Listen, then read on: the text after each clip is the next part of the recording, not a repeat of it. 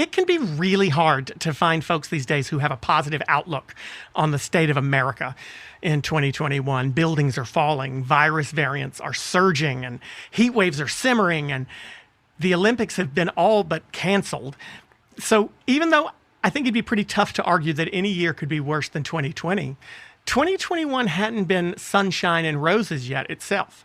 But maybe that's all just perspective, because if you put 2020 aside, I can remember celebrating the end of 2019 and how horrific that year was. It was the year of the mass shooting in Christchurch, New Zealand. It was the year of the Ethiopian plane crash. There were mass shootings in Houston and Charlotte in 2019. There were tornadoes all across the Southeast in 2019. And I remember getting to the end of that year and just thinking, thank God this is over. 2020 is going to be incredible. And we all know how that went. So in retrospect, was 2019 really that bad? Is 2021 even that bad? Or have we just learned how to fixate on the horrific? Do we dwell on the negative too much instead of amplifying the positive? Politicon's guest this week believes that we do, and she makes a pretty strong argument.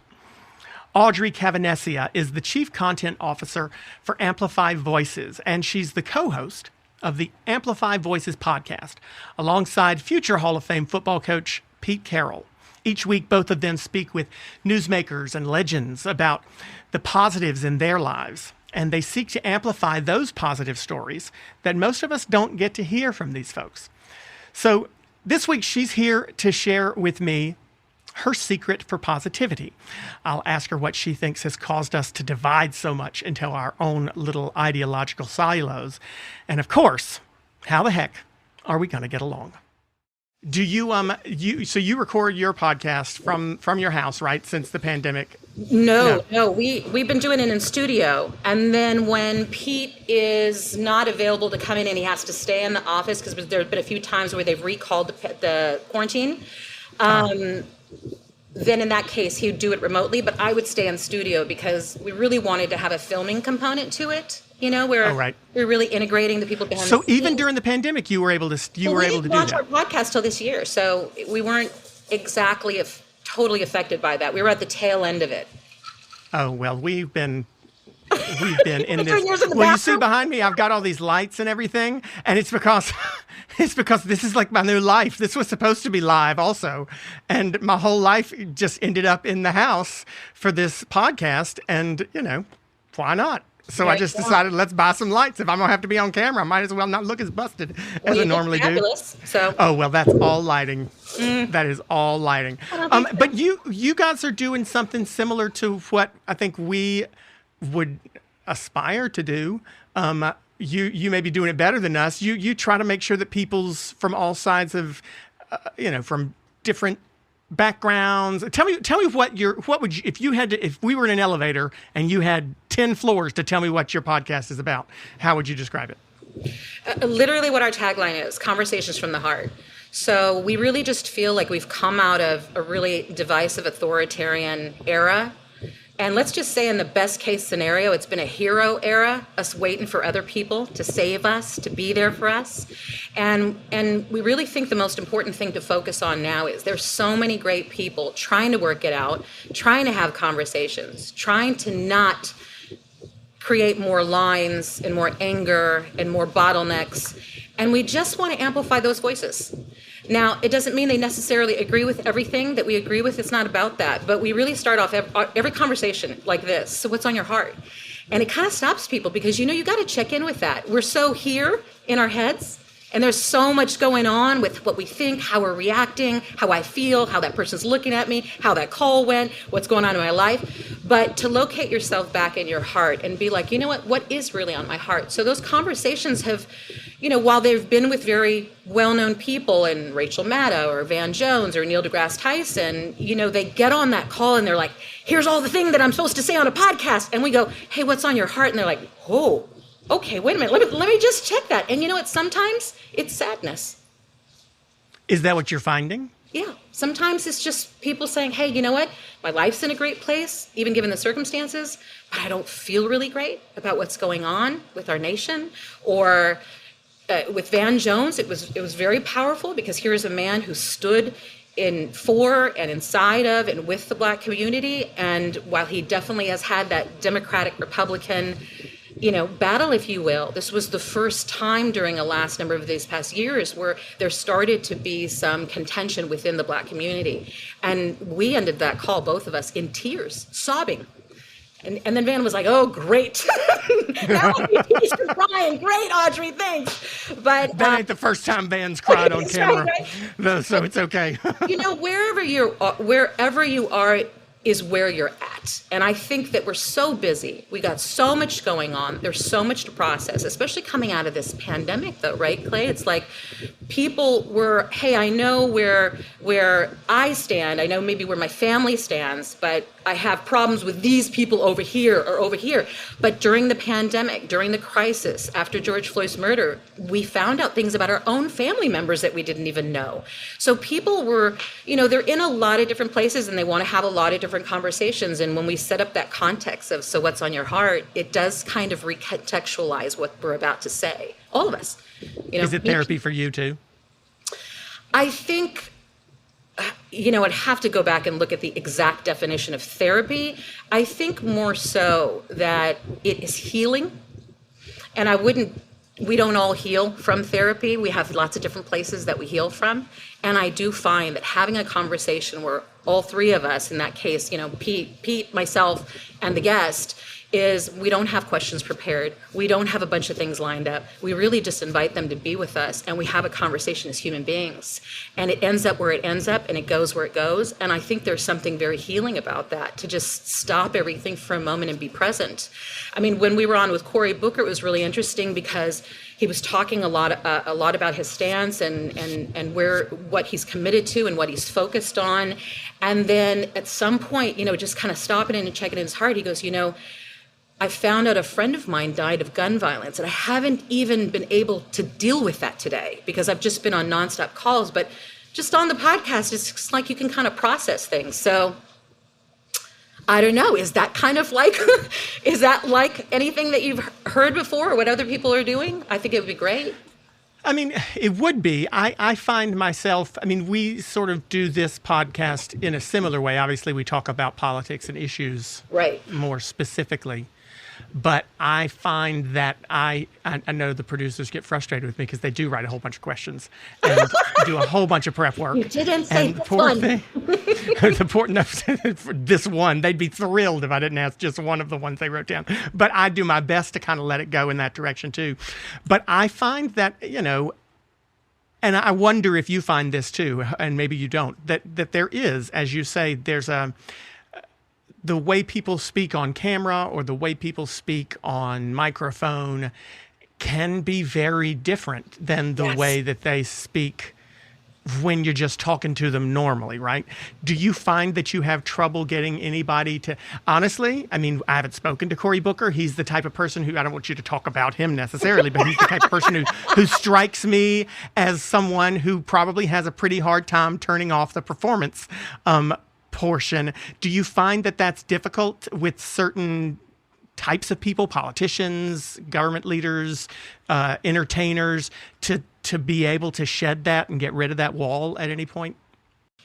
I wouldn't say that it's difficult, Clay. I'd say that it is almost like you have to repeat it a couple of times. It's like, we're just going to have a conversation. Okay. And you're like, no, like seriously, like we really meant it. It wasn't like drop the talking points. You can go ahead, you can talk.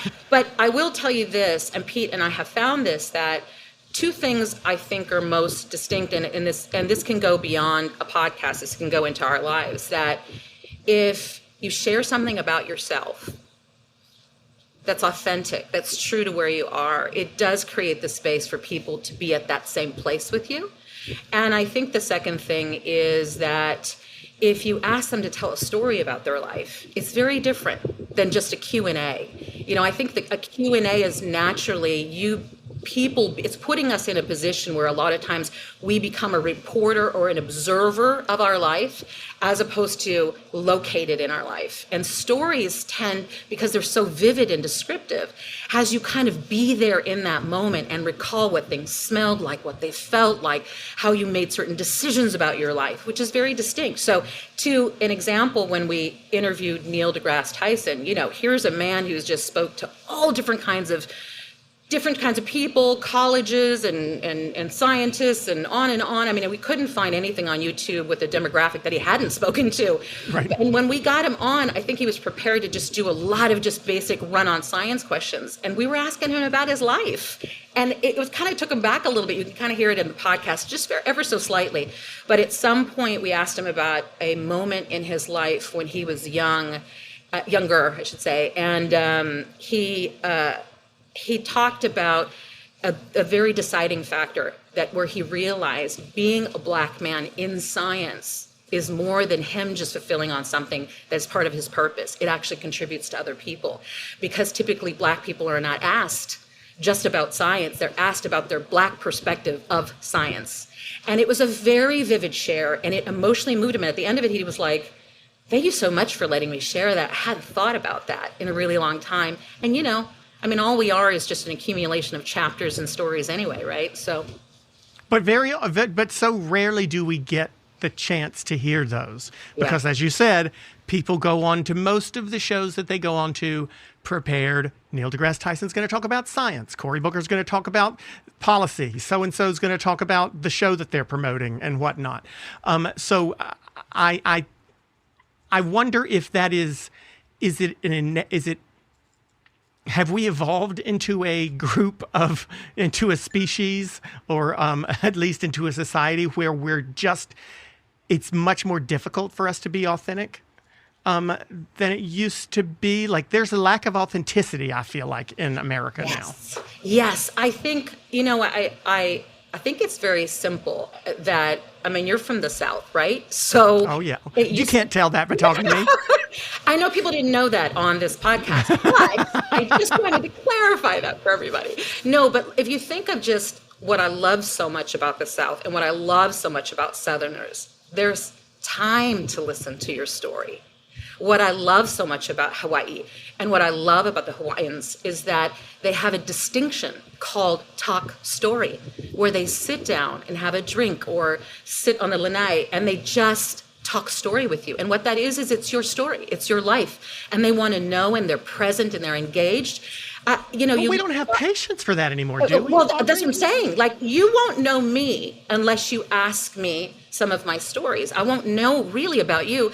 And then what we have is just our bias. What we have is just our assumptions. What we have is our first blink read. And so, like you said, we don't have time. But you know what? We have the architecture and the infrastructure to tell stories. So while you may not have the time to sit with me and have a drink and go on, I could create a body of short form stories. I could target a certain particular demographic or area. I could collaborate with other people and find ways where we can collectively share our stories from different perspectives, so that it goes into our distinct demographics and gives an opportunity to show two people working together. If you think about, we definitely think about it this way, and we didn't intend this way, but just merely my picture next to Pete Carroll's on our podcast tells you a little bit of a story about our commitment and our stand. Because you're not going to click on many icons that look like our two faces next to each other. Because how did you two get together? Tell people that story. Doesn't belong here, That's me. But how did you two get together? Because it is an interesting pairing, right? It's not an expected one. Maybe it's expected now, but it wasn't when you started. Yeah. Well, it just happened last year, and at that time, Pete had been in a lot of different places for many years, sort of in contributing, I guess I could say this way, contributing his philosophy of that you can be competitive, you can work really hard, you can go for it, you can be challenging, you can be at the top of your game and never compromise your humanity and your treatment of other people. That it's possible to be both things and still be a competitor. And he's been that way always. He's done a lot of philanthropy work in that area. And of course, he's demonstrated that as a coach. And then he he had a consulting company that his daughter ran, and he was going in Microsoft and Google and different places. They were bringing that philosophy into team building. And so I had just moved to Seattle from Venice Beach, and I just was like, I want to get into something that I feel is really great in my next kind of project. And I came upon that they were looking to take their consulting company to a new level. And I got a hold of them and I was like, I know you want to do all these things, but I have a much better idea for you. And to me, when I looked at him, this was right at the beginning of January 2020. So that's right at the precipice of before we really start all our lives. Before the world changed, right? Yeah. I had a feeling just coming into 2020, into 2021, I had a feeling that we were going to get a big paradigm shift. I had a feeling that things were going to truly change, not in the way ever, right, that I could imagine, but I had a feeling that so many things were going to alter because of the direction that the world was going. And so I said to them, I was like, the U.S. could really use some of that philosophy of a coach. We could really use some of that morale. I didn't know in my vision of that and bringing storytelling and all of that, that the pandemic would hit that hard, that, we would be sequestered, that there would have been a terrible murder and all that would have been unfolded. But shortly after that, they got back a hold of me and they were like, okay, we're ready to sit down and talk to you. And what I proposed was really a storytelling company, a company where we can bring together people. Instead of talking about inclusivity, show it. Instead of talking about caring leadership, show it. And I think that's the most important thing. So how do you get people to be drawn to want to watch that? And there's more meat to that question. It's loaded. Because I remember when I was starting out in this entertainment business, which is frighteningly 20 years ago now, I had a bunch of ideas that I wanted to do this, I wanted to do that, I wanted to do the show that talked about people getting a second chance, and every response I got from an agent or whoever, a manager or a producer, was too earnest. People don't want to watch earnest stuff. People don't want to watch good news. People don't want to watch positive stories. They want to see housewives flipping tables over and cussing each other out. And I thought, no, that's not what they really want to see. But it's not what they want to see. It's just what you give them. But as I've gone further in the 20 years that I've been doing this, I've started to realize, damn, I think it might be what they want to see. They think they don't want to see it. They think that in politics, they don't want people arguing. They think that they don't like these politicians who lie and cheat and are hypocritical. But then when they get in the voting booth, they vote for them because of the negative ad they ran. Or when they sit down to watch TV or turn on a show on streaming, they immediately tune to the one that is the most gratuitous or the most salacious. They don't get hooked on the things that are feel good. So how do you get people to show up and want something that makes them feel good? They should, but they love it after they've done it. Yeah. But how do you get them to show up? Two very, very succinct and simple answers. One is that, well, actually I only have one answer and then I have an addendum to that answer, but the only answer I have is timing. Timing has met opportunity, and that is this, that when we came through the Me Too movement, when we had the sort of giants starting to topple, the companies that were starting to be held accountable, if we notice in the last 3-ish years, there has been instead of Sisyphus pushing the rock up the hill, that rock has been rolling down the hill. We've seen a colliding of one after the other of people being held accountable for bad behavior. Now, we've forgiven in that era of the authoritarian leadership and whatever, we've forgiven so much bad behavior because why? Because they're producing results, because it's working, because people are watching it. Isn't that great? It's okay that they're doing that. They're our number one result producer. That's our number one show. That's our number one leader or CEO, right? But something happened, and it wasn't just one thing. It was that, and then the next thing, and then the next thing. And when that happens, what we're experiencing is truly fundamentally a paradigm shift. It's a cascade of events that are happening close together that start to change the landscape of how people feel. Not to mention that you take your 20 years, this is the only time in history we have all been linked together. I can send a communication around the world in a nanosecond, and everybody in the world can scares the hell out of me, Audrey. Yeah, right? We have never had that before. So what I mean by that is opportunity means even if we had tried this 2 years ago, nobody would have gotten it. If we tried it last year, nobody would have gotten it. But the other thing, Clay, I'm going to say this. Yeah, finish. And I say this all the time to people because I think it's really, we have to always remind ourselves, just because data tells us that something's successful doesn't mean that it's truly successful. As an example, if I was at work and all the cart had was tuna sandwiches and they did a survey at the end of the year and they're like, man, Audrey and the rest of the employees love them some tuna sandwiches, I'd be like, no, that's all you give me. That's all I get to order, right? So if all you give us is sensationalism, drama, and divisiveness and all of it, we go to turn on the TV, we only have a limited amount of choices of what we're actually going to spend our time doing. So we got plenty of choices now. But Too a limited many. amount of what we're actually going to gravitate towards. Nobody's watching 1,000 shows. They're going to watch a set of shows, just like the average person that watches and listens to a lot of podcasts, like 7 a week, right? That's a lot. 7 podcasts a week, except for those people, you can already start to get the data and numbers. As we expand not just what we have, but actually attach ourselves to the conversation where it's already happening, you can create momentum. People want to find out, how do I have difficult conversations without shutting doors? How do I have difficult conversations and create progress? And I think I read the data the other day, and I don't know if this is, please don't hold me to this, anybody, but I think something like 98% of people report they have a problem with conflict, that they avoid it.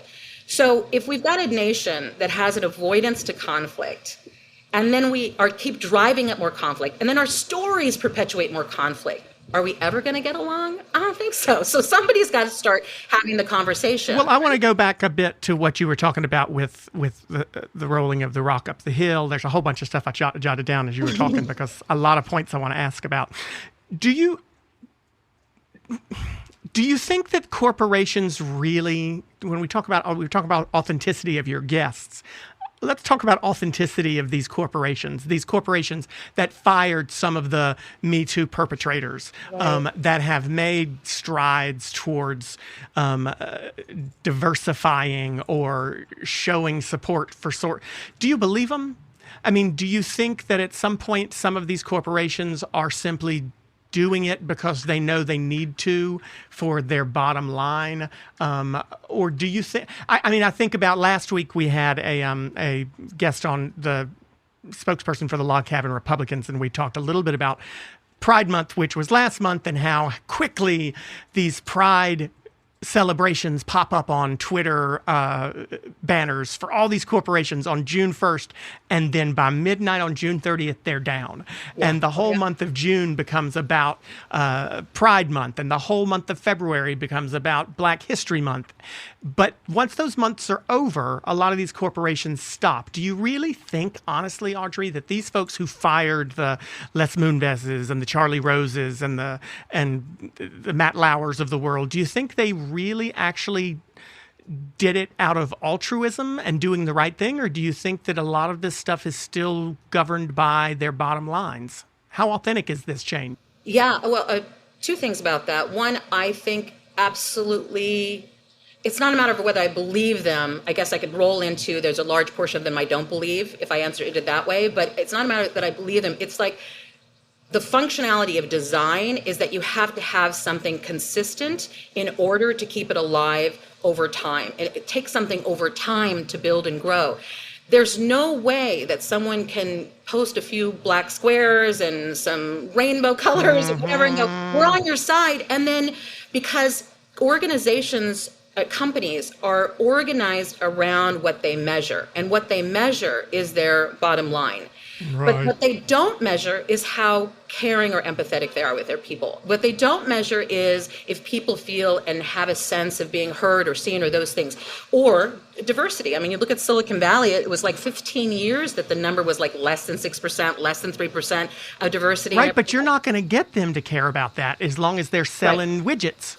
That's yes and no, right? And I think that's where it behooves us storytellers or those in media that are committed to shifting the narrative, like a stand that I've taken as a woman of color, is that I'm not going to have stories or tell stories around, oh, come on, this is so unfair, help Black people, help women, help what, because I already know that in the world of investment, they look at it like, well, that's more philanthropic. That's not really a good investment because I invest in things, right? They would be saying, I invest in things that are going to be a good opportunity for my investment. So why would I have a conversation or tell a story or build a narrative around, isn't this sad? We should be morally upright to do this. I would instead have a conversation about value. What is the value of building these relationships with people? What is the win-win? I think it's untapped, right? If you leave out, I mean, just look at a color palette, right? If you're always painting with green and brown, I'm going to tell you right now, your paintings are not very awesome, right? But if you bring in a full color palette, what do you have? You have more options. We already have the data. We've had data for a very long time in the entertainment business, in business that says diverse teams are more successful. Women in founding positions or on boards do better. Women do better with less money than men that they get invested. We already know that data. But that doesn't help us on our day-to-day, moment-to-moment, be able to work together. And that's what we have to focus on. How do you convince people then on the other side, and I'm playing devil's advocate here, how do you convince people that that's not a zero-sum game, that that's not a situation where in order for you to be able to use more beautiful colors in your painting, that doesn't mean that you're going... A lot of people in this country at this moment believe that in order for you to do that, it means you've got to stop using the white crayons that you had used before. So how do you convince people that's not the case? Well, I think it's showing areas where and building more focus, I think, on equity. I think that's where equity has become a very important conversation in terms of, even with Pete and I looking at our projects, it's balancing out the entire equation, giving opportunities for more people and then building knowledge within those that they could go off and do their own projects and we find ways in which they can get funded. I think that's a really important part because it's true that it sounds like if I break off half my candy bar, that means I get half. That doesn't mean we both enjoy it. But the difference is, I guess we would say, but if I'm always having less of something, it's going to come out of your pocket somewhere, I promise you. Whether it's your taxes or whether it's in your, the land, there's some impact that lessening the morale of people by leaving people out of the narrative or specifically writing that or holding them down so that you can gain something. There is a backlash, and we know there's a backlash because we're experiencing it now. Have you had anybody on who feels that way on your show? That they will get less of something if somebody else gets more? If we start to get more diverse? No, I don't think anybody's brought that up. There's been some different perspectives in terms of will things ever be different? Will things ever be different if we don't fully deal with white supremacy? And I personally don't agree with that. I think people, you get more of what you focus on. I really believe that in life. And Say that again for me. You get more of what you focus on.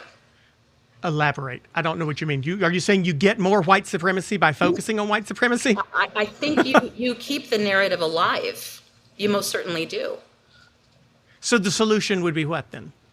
The solution would be for us to focus, for us to build real data, like one of the things that I really love inside of being a storytelling is I'm very, very heavily involved with data storytelling and data analytics. I think they're a very important part to look at how we can measure things, how we can learn, how we can dispel our own myths. I think that's one of the biggest things for us to take on right now is, and myself included, is to, am I willing to dispel a myth that I've had about someone, something, and somewhere. And so Have you done that recently? Yeah, I was thinking out of the conversation, one of the things that I'm really been doing with the podcast episodes is going back and listening to them again and just kind of being able to have some perspective even with the things that I've shared. And one of the things that Van said in his episode was about how a lot of African Americans had felt it was very unjust. Like, why do we have to keep stepping up and going to white people and helping them out? Why do we have to keep standing and fighting for things? We shouldn't have to keep fighting. We've been fighting for so long. And he said, yeah, I know. It's unfair, but it's necessary. And I think that's a very, very simple but powerful statement. And when I thought about that, it actually did make me reflect on last year where there were certain people that I just was like, after I saw how they handled George Floyd's murder, you know, whether it was on social media or in discussions that would be around me or what have you, I really did take it upon myself to be like, you know what, I'm not going to have that person in my life. I mean, some of these people I knew for 20 years, Clay. They were not like... Isn't that what... But you're not alone in that, Audrey. I mean, isn't that part, I mean, to me, at least, that's the big problem with... everything, because we have become incredibly siloed, and it's not just since the last president. It was prior to that. It was this, you know, when social media allowed us to group together everyone who we knew onto one page on Facebook and listen to them without dialogue necessarily, just hear their quick moments of their 180 character thoughts on Twitter without having any back and forth or any, and then slowly start to peel people away to a place where now your Facebook, not your Facebook page, but a global use Facebook page is just people who we agree with. I mean, I talk to my anything to me. Right. I can't pretend that I'm not guilty of it. I've done it too, and I ain't even gonna apologize to the person I did it to. But I'm not that. God's still working on me. I do talk to family, and I've shared on this show many times that my family and I disagree on politics a lot. But I do talk to, you know, my uncle, who I love dearly. But I'm telling you, we don't agree on politics. Yeah. But when I talk to him, he is convinced that everyone feels the same way he does, that he is a part of this silent majority, that everyone feels the same way that he does. And then I speak to a progressive friend, and they are convinced that everyone feels the way they do. And then both sides are just shocked that the election became so close, you know, that it was 50-50 almost. And I think, well, it's because, Uncle, you have blocked everybody who you disagree with. And it's because, liberal friend, you have blocked everyone you disagree with, and you think the world feels that way. And so when I asked you about whether or not you'd had people on the show who felt like part of their privilege, that's what it is, part of their privilege was being taken away from them, but they didn't see it as privilege, they just saw it as, you know, I wanted to follow up with, do we think those stories should be amplified also? I mean, even though I don't agree with them personally, is it important to hear them in order to kind of understand where people are coming from, or is it dangerous to hear them? In my commitment and my passion, it's not about what stories should be heard. It's about reflecting the open discussion or the progressing of expanding how we see one another. And I don't mean to bring in storytelling like, oh, storytelling fantasy is so naive. No, I'm with you. I get you. Right? But I mean storytelling like, I loved when we didn't have her on the show, but I would love to, Gina Davis, when she put together a foundation, and when you look at her data that she had researchers do is so extraordinary around storytelling. 80% of all storytelling that we see around the world, 80% of it comes out of the United States. So when you think about biases, who's perpetuating those biases? We're really feeding into a great deal of them. She found so much data around how decisions are made through storytelling, through narratives that really affect, bottom line, affect children's morale. I mean, so much data that it was truly extraordinary. And you're talking about real storytelling, not fictional storytelling. You're talking about people sharing their own experiences. No, I'm talking about both, right? So anything that comes out of media or films or television or cartoons or what have you, the data was quite extraordinary. So I do think we always have to remember, I mean, even science points to that when someone explains something or gives you data, the brain doesn't remember it. But if you tell a story, there's connections within your brain that fire off equally in your left and right hemisphere. There's something about stories that shift. But look at our lives, how we learn from our grandma and our grandpa, and what the truth was about our family, and what we believed in, what we did, and all of that. That's why I go back to, is there an opportunity here for us to start to bridge a narrative that's not on sides, but is more on ways that we can disagree, but we can disagree with still honor for one another. And I think that's a very important thing, because no one wins from arguing. I mean, if we did, we wouldn't have such a high divorce rate. But who wants to, I mean, I literally, unless you're in a debate group, I don't see people progressing anything from just arguing, and that being the main. Oh, see, no, I would disagree with that, because I think that I wish more people would argue. Well, I guess this is my opinion. I wish people would argue more, because I think some part of the problem we have, again, we talk about politics mostly on this show, but in DC, is that they won't even try to. They won't even talk to each other. You know, get in the room, and fight it out, and argue it out, and find a solution. You know, it's about motivation and intention, right? That's different. Arguing is fine if your goal is to find a solution. Right.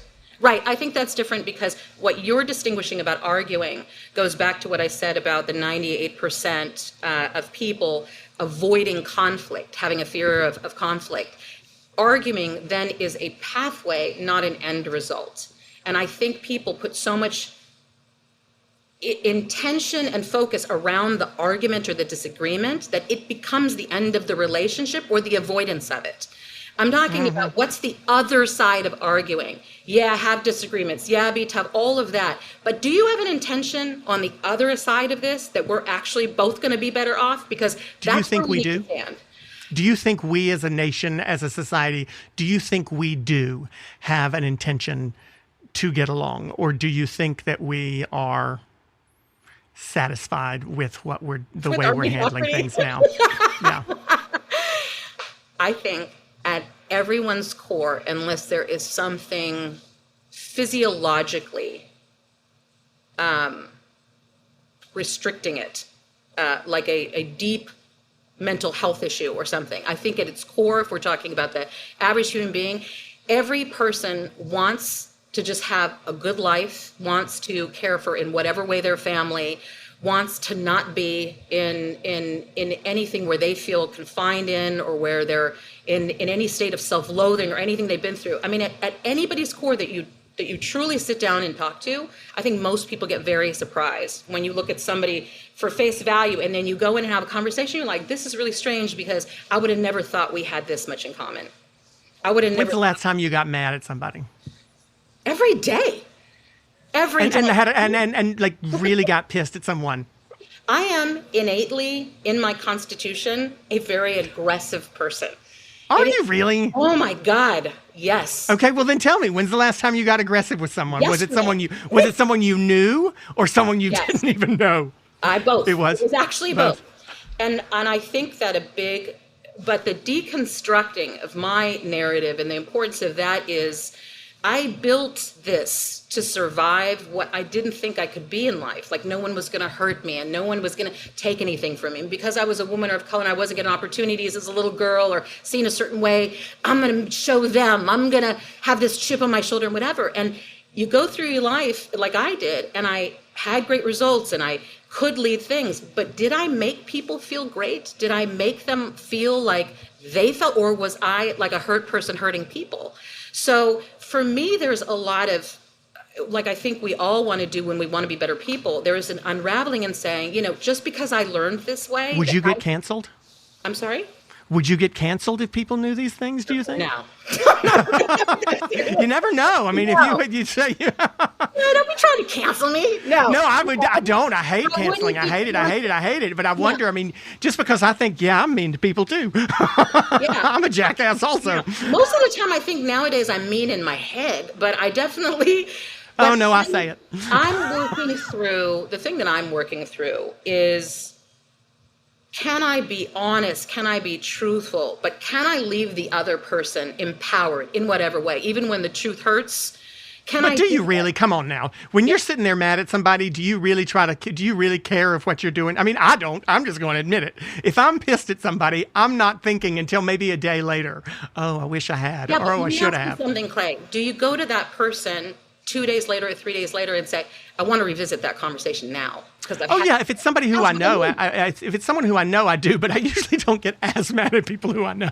That's why I asked you. It's usually somebody who I don't know. Yeah. I've done it with somebody in my building. It's been a practice of mine. Like, I can get edgy fast and I can be really intimidating very quickly. And it's something I want to be responsible for, but it's probably nothing that's ever going to change. But hasn't it gotten you where you are? I mean, I don't know that you said the word chip on your shoulder, but some people who do have that, it gets them where they are. And I don't know that it necessarily is something. We do a lot of, I can't decide whether I'd rather, well, let me put it this way. I personally would rather be a jackass than a victim of circumstances. Yeah. I would rather, I'm going to take care of my shit instead of allowing shit to take care of me. So is there not strength that comes from having a lot of the trials that you have been through? I mean, you've gotten to where you are today because of them. I'm not saying they were right to have to go through, but there's benefit from them, yeah? Yes, but that means that what I was informed by is that bad behavior gets rewarded when you produce results. And I'm partially a product of that too. So as human beings, we're not an either or. That's not how God designed us, if people believe in God or nature or what have you. There's no either or in life. There's many possibilities. So when people get in this, well, you got to do this or this, and otherwise it's not going to work, I'm always like, well, then that means you're trapped in a certain set of beliefs. That means you can, I mean, it's not, you go back to... But aren't we doing that with people who we don't agree with on certain issues too? Like, you've got to do it this way or else it's not right. You got to be pro-life or else you're doing this wrong. You got to be pro-choice or else you're doing this wrong. You got to be anti-immigration. I mean, things are very black and white in 2021 America, aren't they? I think they've always been very black and white and very polarized, and it's only been magnified, its polarization. But you never get to the bottom, you never create innovation, you never cause anything new if you just look at things in a polarized way. Even when you go to invent something, even if you look at science and the literal connection to breakthroughs is to be in an inquiry. It means to ask more questions. So you don't agree with me, you're against abortion, let's say. And then for me, I would have so many questions until I got to the bottom that I truly understood. It's not that this person is against it. There's something behind something that is so white-knuckling to them that means something. I don't know if something happened with their mother. I don't know what happened, but there's something that's so true to this person and so baked in them that you cannot ungrip what they're holding on to. Can't that just be as simple as not wanting... Can't that just be as simple as having the religious belief that a fetus is a person in that particular situation? I don't think we're designed that way. We're designed to make up interpretations of what we see, which is why you can get 5 people to see an accident, every one of them will see something different. We're designed to see the world through our lens. The world that Clay sees is not the world that Audrey sees, even though we're on the same call. It's never going to happen. Even if we were in the same relationship. Then why do we get so mad at people? Then why do we get so mad at people when they don't see things our way?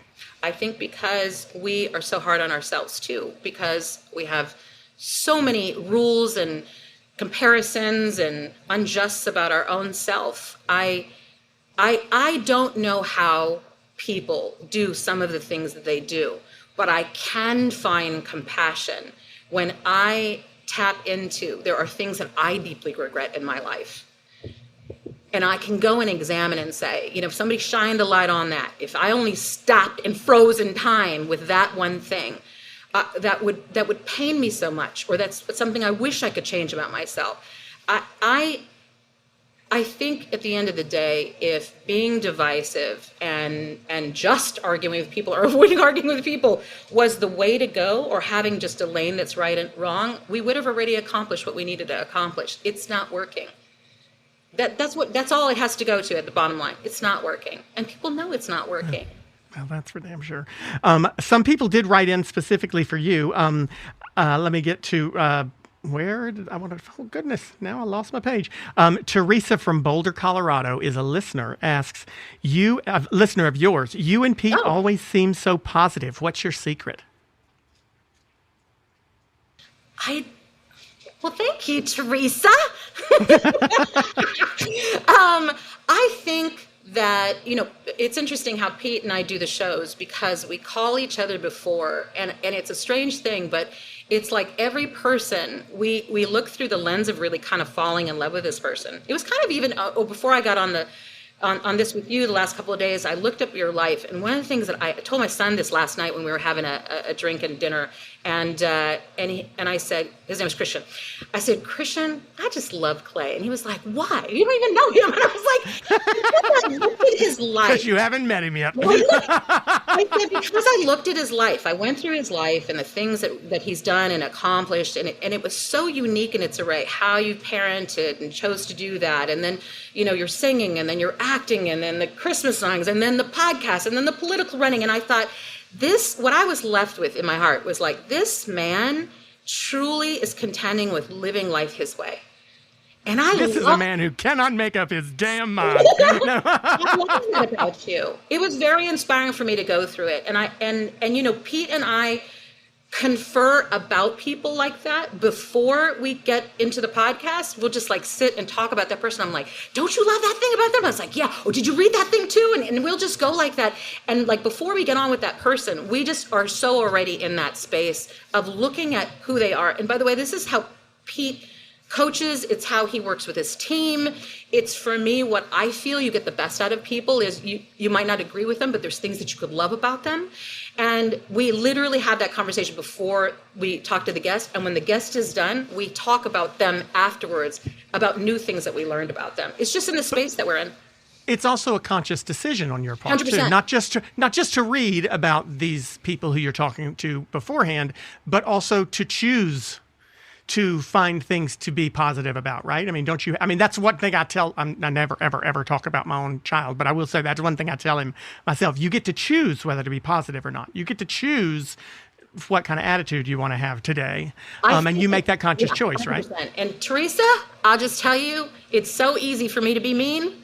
I could wake up every day. It's easier. Every day and be mean to people and be cynical. It takes nothing. It takes no finger lifting, nothing. But when I have to be hypercritical with myself and dissect a conversation and ask myself, did you leave that person better than you found them, Audrey? Did you, now that you went off and said what you had to say, maybe that person's father died that week. Like, I don't know what that person's going through. And I mean, especially nowadays, I go back and I go to clean up, say, hey, I'm sorry, but this is what didn't work for me about that. So like, tell me how that landed for you. And I've had some great conversations, and I've made friends that I probably would have never made before, but that's not something I'm hanging over people. That's a commitment I have to myself, that just like you said, Clay, just because I could produce results with aggression doesn't mean inside my heart it makes me feel good. It actually makes me feel more lonely in life. Minna from Houston asks, is there ever a time when activism or standing up for your beliefs is inappropriate? That's a really good question that we've never had before. What's her name? Minna. I'm assuming Minna. Sorry if I'm saying it wrong. Minna or Mina. Yeah. Is there ever a time when activism or standing up for your beliefs is inappropriate? Yes. I think, my personal thing, Minna, I think that when you don't read the room. I really do think there's well-intended people that have worked themselves up so much because, like we said, they're afraid of conflict, we're afraid of losing things, we're afraid of being unloved, we're afraid of so many things as human beings that by the time you get yourself worked up to stand for something, believe me, you are a worked up human being with your adrenaline going. And I think a lot of times you don't look at who's the crowd I'm talking to or who's the audience. Are they going through something? Do they have something terrible? There's a level of where we've been cheering on so many people that have been bold and outstanding and just read somebody how they needed to be read, that you're kind of like, but could you have done that away? Could you waited and listened more? Could you have done it at a different time? Yeah, I do agree with that. But I applaud people taking a stand. I just think.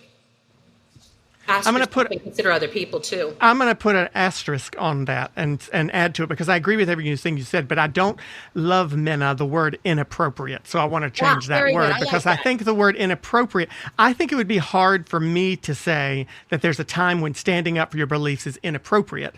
But I think that there are certainly times when standing up for your belief or being an activist may not be as effective in certain ways. So I think that may be what you were trying to say too. It's not so much that it's inappropriate, but sometimes it's ineffective and you might not get the solution you're looking for. Yeah. Or you might get the immediate solution, but not the long-term solution that you're looking for if you don't handle it a little bit more deliberately. Yes. Does that make sense? Yeah, I think, man, I'm sure if we took an example of what we saw on social media so much last year was, Black communities standing up and saying Black Lives Matter, and then you got a gamut of people going, White Lives Matter too, and whatever. It's like, okay, but people are saying something in a place of pain. Did we need to post that right now? Did we really need to? That's, in my mind, that's what I had in my mind as she asked that question. I do think, in that case, I say that's inappropriate. I'm standing. Okay, fair enough. I I see what you're saying. Yeah. I see what you're saying. It certainly wasn't well timed, but at the same time, even if you do have a strong point. Yes, that's right. It didn't make your argument it didn't help. It just inflamed things more. Just in the same way that defund the police probably inflames things more than it should, and it doesn't necessarily get the solution. Totally. I'm going to have to ask this question, even though we didn't really talk too much about DC, but I have to ask this because we rarely get anybody from Raleigh. So Mark from Raleigh asks, how can normal people break through the DC bubble to make an impact? Good Lord. That question is to me? That question's to you. Well, I don't know how to break through the DC bubble. Are you kidding me? I lost. I think let's change the question for you, though, because it's a good one that you could answer. How do normal people make an impact? I mean, not everybody has a microphone like you and I do. Okay. Not everyone has a media company like you do. I'll answer. It was Mark, you said? It was Mark? Mark. Mark. Okay, Mark, I'll answer it this way. If you're not effective in an environment, go outside of that environment, produce an extraordinary result, and then bring it back to people. Because a lot of people resist change when they don't see an example of it. And that goes back to just our brains are wired towards fear. And you always think change is good, we're trying to change towards good, but we have to remember human beings are built to avoid change because anything you don't know or know how it's going to look, you resist because just... Is that how you did it?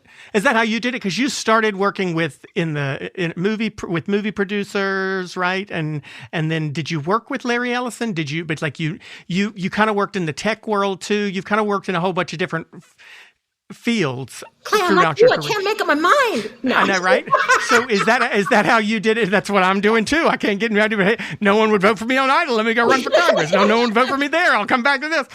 Is that kind of how you did it too? Went into a different field, produced great results, and then brought it elsewhere? I mean, yeah, I started off at the entertainment business on camera, and then I made a pivot towards executive consulting and paradigm shift work and the nature of cultural change, and then I pivoted back and I brought the two together. And I thought, years later, after I gained success, I thought, what if I could bring the two together? Someone who knows about leadership, knows about change, has dealt with thought leaders in the world effectively in corporations and made major changes, and then somebody who knew storytelling, knew how to reach people, knew how to reach their heart. What if I brought them together? And then I spent 2 years mentoring with George Lucas's producing partner, Rick McCollum, just training me in how to be a producer. And then I launched my own agency because it was easy for me to do instead of trying to get a job from somebody. And my first client was Larry Ellison, and I launched an island that he bought. And then I just went in to start picking. You just launched an island, just an island. But to your question, yes, one of the things that I was trained in, and I applied it to everywhere else, is when you go in to change an organization or an organizational culture or a group or a community, and it's very fixed. It's had a long-standing belief system that has wrapped around it. Don't go in there; you're going to get eaten up. It's like putting your hand in a blender. Go to an outlier somewhere, a smaller town. If it's an organization, go to a little, smaller office in all of the offices that are there, and prove your theory, your philosophy. Pilot it. Yeah, pilot it. And once you get those results, bring back, believe me, everybody's ears open when it affects and it's successful. And that's what I've done. You don't want to bring in this woman who looks like this and the guys are getting opportunities, and I'm not going to sit there and complain about that. I'm going to go out and prove that I can do something, and I'll come back and then I'll ask for more. So. And then you'll end up on a podcast with Pete Carroll. I get to talk to Clay. Right? Well, I don't know if that, we're starting to head back downhill now, honey. But you end up on a podcast with Pete Carroll doing what you kind of dream to do, right? So Amplify Voices, people can find it where? Amplifyvoices.io is the website, and you can find the podcast on any place that you get your podcasts.